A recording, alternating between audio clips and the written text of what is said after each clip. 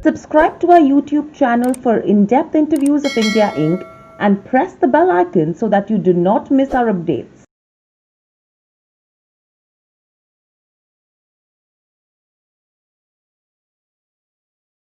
Hello and welcome to Nirmal, ladies and gentlemen. I'm Hiral Dadia. We have with us Narendra Taneja, renowned expert on national and international energy issues, chairman of the Independent Energy Policy Institute, New Delhi, former chairman, Energy Security Group, Federation of Indian Chambers of Commerce and Industry, that is FICCI, and the chairman of the Energy and Green Economy Working Group India of the BRICS Business Council. In fact, Mr. Taneja has also authored and edited three books, including Mantras for a Golden India and Glory, Growth Goals, India's Oil and Gas Industry. Welcome to the show, Mr. Taneja, and it's a pleasure to speak to you as well after a really long time. I hope Thank you. everything is safe around with your colleagues, with family, and yourself. Well, thanks for having me. Yeah, when I look around and look around also in the context of, the coronavirus, uh, things are a little bit more stable than, let's say, 3 months ago. And majority of my friends in the energy sector are doing well. They are all looking forward now to 2021 and looking with a lot of hope. So, yeah, so I would say yes, these 6, 7, 8 months have been very tough for each one of us in the energy sector, for most of us. But a good thing is that now most of us, we are all focusing on 2021 and looking at the new year with a lot of hope. So let's hope that this hope will convert into expansion of whatever plans they have, and things start looking better. I'm pretty confident that beginning 2021 things are going to change. Absolutely. Everyone's hoping for the same as well, Mr. Taneja. Mr. Taneja, let's start with what's happening in the energy market. Clearly, on the back of lack of demand, on the back of the pandemic that hit us, there was a major impact that did come in with regards to crude prices. In fact, we did see that, on the technical front, negative rates that did come in the month of March. But from there, the kind of recovery that has come in, we are now trying to stabilize around that $50 per barrel mark.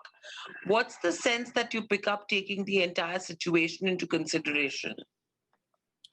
Well, when I look to crude oil prices, I think we have last 6 months faced tremendous challenges, especially producers, and of course for big importers like India, things have not been so bad, but they have been bad in a sense because our domestic production all had to be cut, and demand had really crashed. So those were very very tough times for those invested in oil and gas sector in particular, and those players, especially the refiners and distributors and retailers, and even upstream players. But things have started looking better now. And when you look at, for instance, India and China, demand is more or less back to the pre-COVID times, which is very important. But at the same time, let's not forget. But in India in particular, the demand has, yes, come back, but that's mainly driven by the people, those who are taking their cars out. They don't want to take public transport, and they've started using their own vehicles. So that is basically driving the demand, at least in economies like India. But my own sense is that, since there is no alternative to oil in particular, and also in many ways to natural gas, things will start looking better. We may still be in the period of struggle as far as oil and gas is concerned, maybe for another 3, 4 months, maybe even 5 months.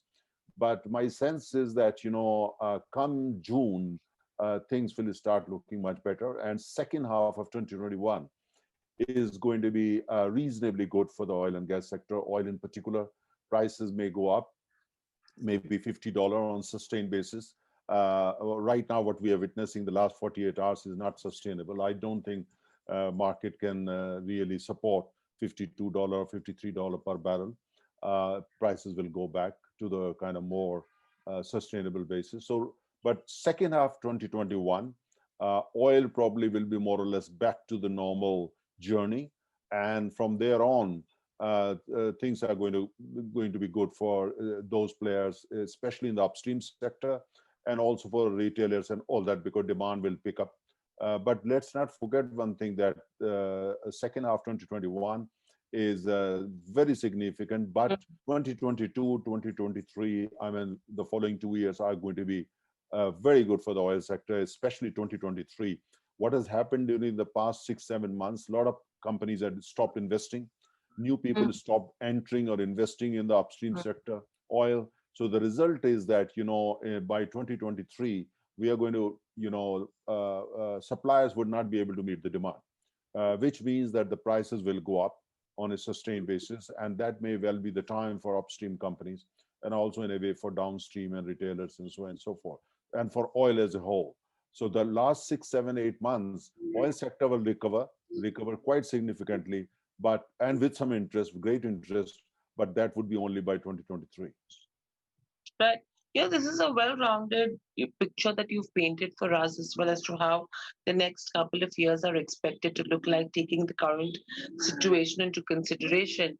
However, right now, if you go to see, you have the US stimulus package as well, which has come in like a support, with regards to crude prices. And that's what is pushing prices higher. Now, the vaccine news, again, the moment it comes out, that's something which is positive as well with regards to crude prices. Clearly, from here on, what is the kind of high we could see over the next 6 to 8 months in terms of crude? What's the peak that it could sustain? You see, when you look at the history of oil, in particular since Second World War, we have seen that oil market sentiments play a very, very important role. Sentiments may be pertaining to demand fundamentals, sentiments may be pertaining to the future prospects, a forecast, and so on and so forth, and sentiments may also be pertaining to very important factor in oil, that is geopolitics. So sentiments play very important. That's the reason suddenly we see prices going up, and the day vaccine is announced, that vaccine actually has been approved by the regulators in Britain, prices start going up in absolutely no time. So the reason being that world economy is still so heavily dependent on oil, and therefore you see what happens in the oil sector has a direct impact on the sentiment of the global economy. And a lot of people who play in oil, especially investors, I mean, they may not necessarily be coming from the oil sector. So sometimes they overreact and we see the prices going up. But to answer your question, my own sense is that, oil probably coming 5 to 6 months is going to be probably go between $42 per barrel to $50 per barrel. I mean, times you may see oil at 53, 54, but it won't be able to sustain there. And at the same time, oil may even drop below 42, but that again would not be sustainable. I think this band of $42 per barrel to $50 per barrel look more reasonable. But at the same time, let's not forget one thing, it also depends on two major factors. Number one is that how vaccine is rolled out. And especially in large economies, which are important for the oil, India, China, Indonesia, Brazil, and also OECD countries. So it depends on that, how fast, how effective is the vaccine. Number two, which is equally important, is that, that what happens if, as some people claim, some even scientists claim, that maybe without vaccine, coronavirus may just start withdrawing, and the economy may basically, fall back, on the normal mode faster than we expect. So we don't know. That's still in the domain of future. But my own sense is that, if you go by scientists and go by ground realities and go by the fact, even today in the age of renewables and green energy and so on and so forth, oil remains critically important, centrally important. I think probably something between $42 to 50 is probably more sustainable. Right. So, Mr. Taneja, taking all of the positives into consideration right now, say, that the odds that the Brexit deal may be done, as well as the possibility that the COVID relief bill may get more cash into the hands of consumers, is giving prices a lift. However, how big is the uncertainty that remains over the strain of the new virus that has been found in the UK, as that is something which is threatening additional lockdown measures across Europe and reducing global travel routes? So, with that, what's the low it could hit?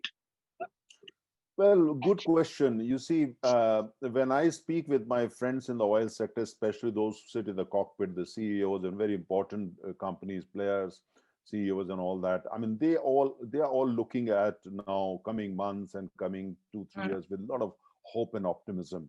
And I think this new strain and all that, now scientists say actually this different kind of new strains have been around for quite some time now in Nigeria, in South Africa, and Britain, and in Spain, and they say even in India.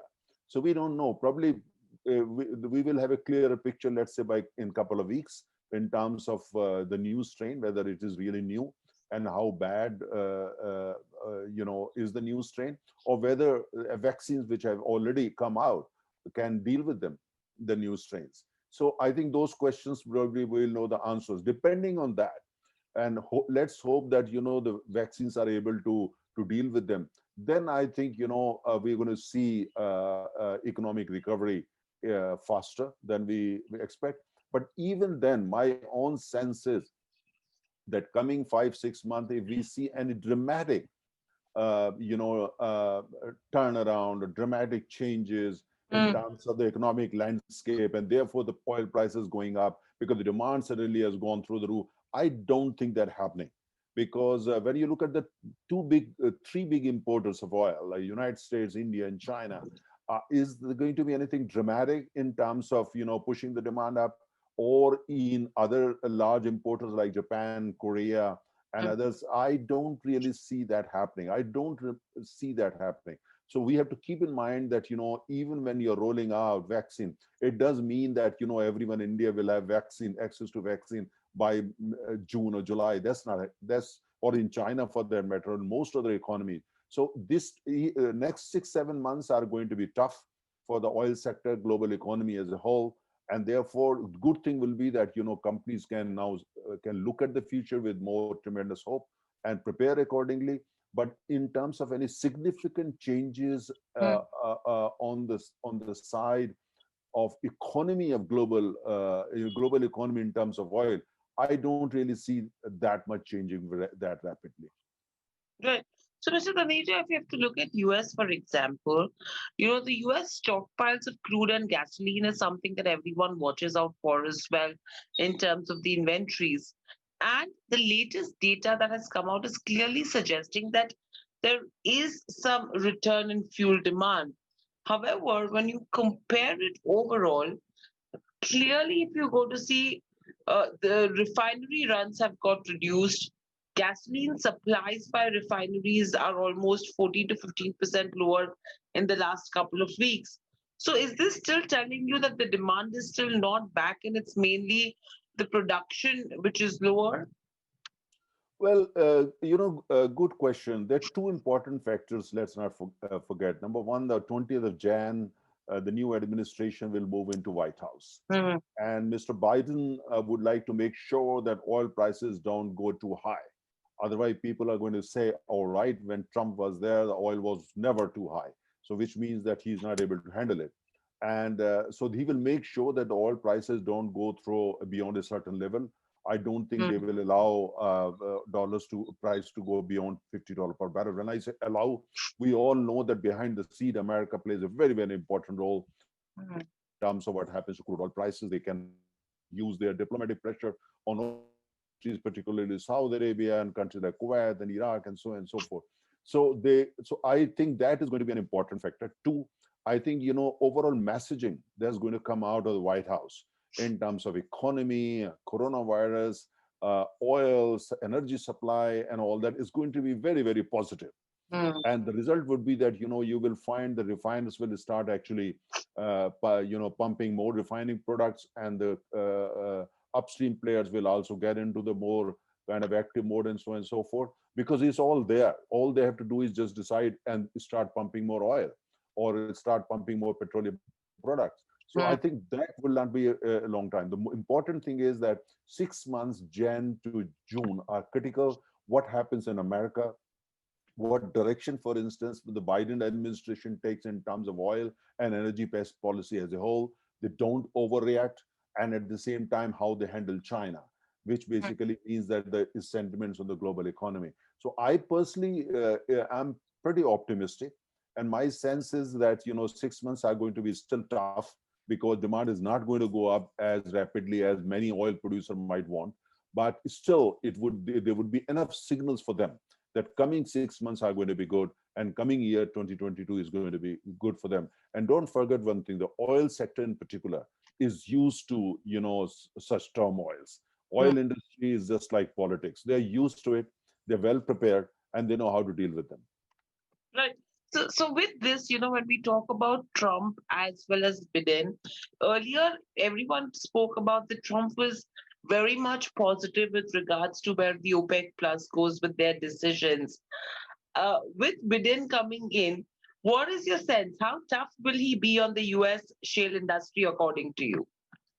To be very honest with you, I don't think that President Biden, President-elect Biden, is going to be very tough on shale, because it's not so much about what he thinks or what his policies. Of course, he's more, for renewable energy, more for that. But at the same time, once you move into the White House, you know that you have to be more realistic. Shale industry has played a critical role in putting the United States on the global energy map as an exporter. Today, even countries like India and China are importing crude from the United States thanks to shale. And if prices didn't go up, let's say, through the roof, thanks to shale. If America became kind of more or less energy independent, not in literally, but to a very great extent, thanks to shale. And shale is also, has been a major contributor in global economy, and especially in the economy of states like Texas and a few others. So I don't think he'll be able to ignore it, because as soon as he moves in, he's going to make sure the economy continues to do well, and oil sector continues to be an important contributor in American economy. And I think he may talk more about renewables. He may come out with more, pro-renewable policies, especially long term. But as far as the reality or the ground reality is concerned, I don't think that is going to change. And he's also going to make sure, like during the Trump's time, President Trump's time, oil prices were more or less stable. He would like to make sure the prices actually remain more or less in the same region as for the consumers have seen in the United States. Don't forget one thing: U.S. consumer is very sensitive to oil price, because unlike in China or India, in the U.S. the consumer depends mainly on motor vehicles, and which means that if oil prices are too high, they're going to curse President Biden. So he will make sure he won't allow them to curse his administration, which means that other fundamentals may be what they are, but I think President Biden is not going to be significantly very different from President Trump when it comes to oil. Right. And then with this, another important factor that we've been watching out for is whether Biden is going to go ahead and ease the contours of the sanctions that will actually help Iran go ahead and resume oil supplies into the global market. If that happens, do you think we will see some bit of softening that will happen in terms of global crude prices as well? Well, to be honest, it's already kind of the market has already started factoring that in and reacting to it, because most likely President Biden is not going to be as tough on Iran in terms of the American sanctions as, for instance, President Trump. And the chances are that probably he would try, maybe not overnight, but in coming few months, coming couple of years, may ease most of the sanctions, which means that Iran will start exporting oil to global market. And if Iran, let's say over the next 1.5 years, is able to export something like 2 million barrels of oil to global supply, that's going to make a huge difference. And for the benefit of being importers, like countries like India, because that means the prices which OPEC wants to go up, it may not be so easy. So with Iranian oil coming into the market, and with at the same time, global sentiments changing thanks to the vaccine, with companies started pumping more oil, I think that's going to be a big balancer, in the sense, even though Russia and Saudi Arabia, they want that oil prices to go up to maybe $60 per barrel. But at the same time, they know if the global economy recovers, demand goes up, and prices are still in the region of $45 to $50 per barrel, it's not such a bad news for them, because they don't, what they don't want oil prices to be at a level where the entire world moves in the direction of only renewable and they start basically ignoring oil. It's not going to happen. Even by 2050, you will see that the share of oil or say share of fossil fuels in the global energy mix is going to be as high as 65%. So which means that oil will remain centrally important for large economies like India, the United States, China, Japan, and many others. Mm. Right. So with this, now you have the OPEC plus decision also with regards to a resumption of adding little more production from the month of January is concerned. How will we react to that? Because, or do you think it's already priced in? I think it's already priced in. You see, let's not forget one thing, that OPEC today is not as powerful as, let's say, OPEC used to be 5 years ago. OPEC today is, they still, OPEC has got some strength thanks to the way they collaborate with Russia. But Russia has also shown the last 12 months that if necessary, they can also basically, junk OPEC in their own national interest. Russia and Saudi Arabia are heavily dependent on oil for their economic survival. Unlike Iran, Iran is not that dependent on oil. The share of oil in Iranian overall economy is about 27%, while in case of Saudi Arabia and Russia is actually pretty high. So which means that, they will continue to join hands and use their power, use their forces in order to influence other OPEC countries and also push the prices up. But there is a limit to what they can, because at the same time they want to protect market share.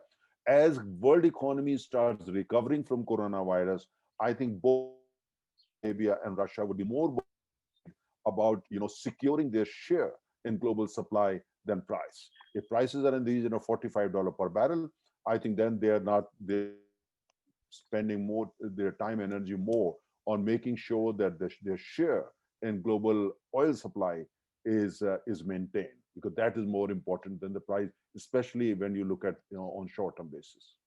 Right. And then with this, another factor, Mr. Taneja, that everyone is looking at is, and talking about, it's been already quite a few years of the EV revolution that is expected to come in now. And everyone is worried that that's something which could probably come and reduce the demand with regards to where oil is concerned. Do you think that is a near-term possibility? And near-term in this context for me would be the next 5 to 7 years. Well, I mean, EV is a very interesting project. I mean, even in India, we have announced now by 2030, we're going to do a large number of EVs running in Delhi, Bombay, Bangalore, majority of metros. And we're going to see probably the repeat of the same thing in other emerging economies as well. But that said, at the same time, I think we go to ask a basic question. EV means electric vehicles. Where is that electricity is going to come from? How are you going to produce that electricity? Is that all going to be solar? No, that's not possible. And especially in geographies like India, when you have monsoon for 3 months, and in some parts even longer than 3 months. Now the question is, so you need either coal, or you need oil, or you need natural gas, or you need atom. And of course, solar is there to produce electricity. If we are going to switch to electric vehicles, let's say we go for 50% vehicles are basically become electric vehicles. So which means that, we'll need more electricity. Like Delhi, in Delhi, we have 12 million motor vehicles. By 2030, if we have, let's say, 20 million motor vehicles, and so where is that electricity is going to come from? I mean, 67% of electricity come from coal in India today. Now, so which means that actually oil will remain important. Natural gas will become even more important. And and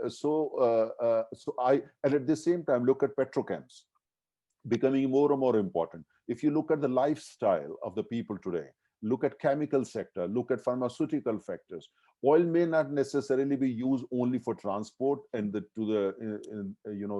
that percentage, but oil will remain very important. The only thing is maybe transport may not be as dependent on oil by, let's say, 30 years from now, but then there would be other sectors like chemical and pharmaceuticals and petrochemicals and so on and so forth. So demand will always be there. So I really don't think that, we need to worry about that. But as far as transport is concerned, EV is a very good idea, given the kind of, we're a densely populated country and there are challenges to environment. I think we must actually prioritize EVs. But don't forget one thing, those who think that they ask this question, whenever you have this question of EV, do ask this question, where is that electricity is going to come from? If not from fossil fuels, then from where?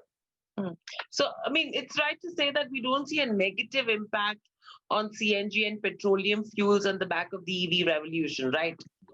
No, not at all.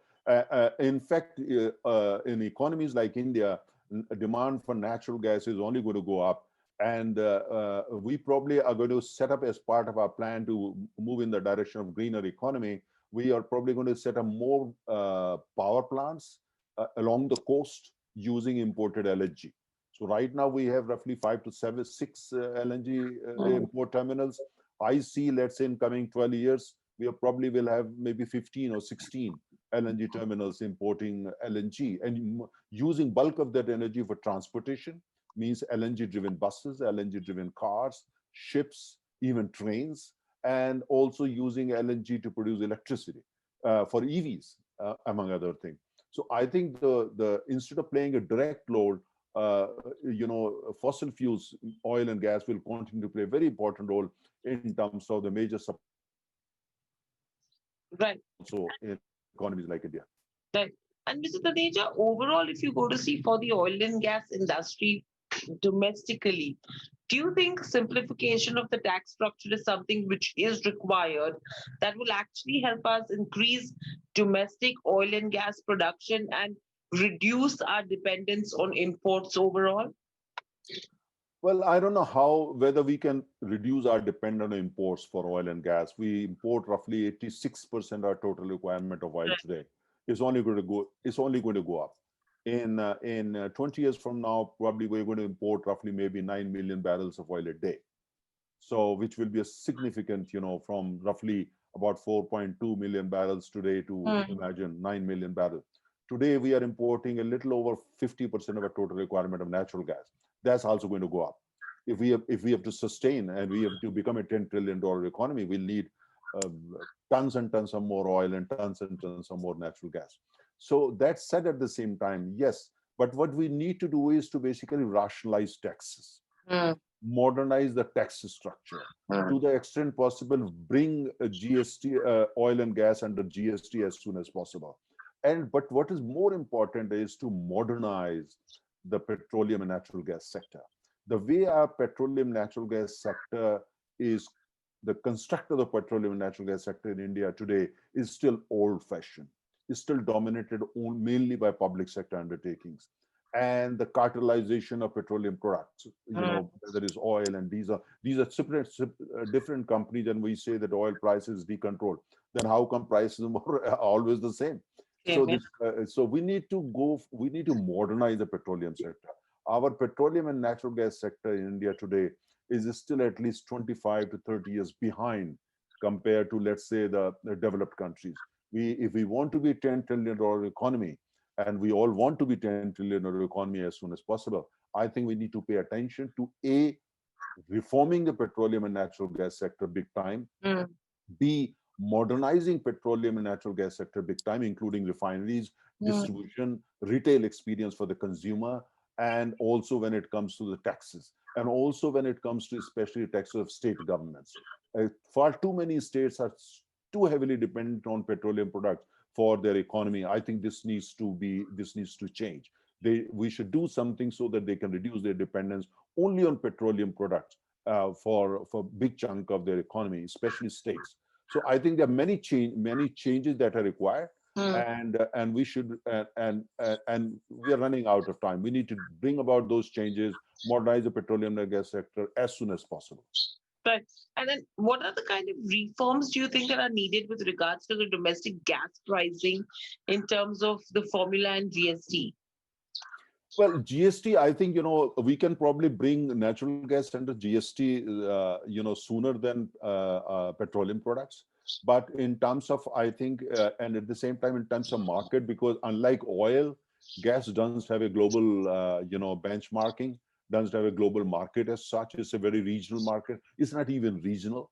Within gas also, price of, let's say, natural gas produced in India and imported LNG, or tomorrow if we get gas pipeline from Iran and so on and so forth, what's going to be the economics of the whole thing? I think we need to look at natural gas prices, a little bit more rationally, and we need to modernize the whole thing, and we also need to rationalize the prices. So there are many reforms needed there, and that is possible only when the government role gets restricted only to regulation, and we let the market play a bigger role.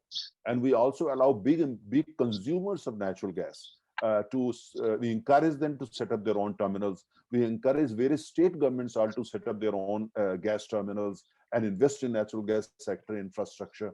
And we also let, for instance, a more competition between domestic producers, domestic consumers, and also industrial consumers and those who are importing. We need more competition because we are moving in the direction of gas economy. Government should regulate only, nothing more than that. And the rest they should try to leave it to the market. And if as a producer you can find a buyer, and the buyer is willing to pay the price that producer wants, why should the government come in the way? Absolutely. Right. So I think there are reforms that are needed in the sector as well right now. Thank you, Mr. Taneja. Thank you very much for joining us on the show. Great insights, in fact, that we've picked up about the sector and what could be done from here on. Pleasure to speak to you, and I hope to speak to you soon again. Happy New Year in advance, and stay safe.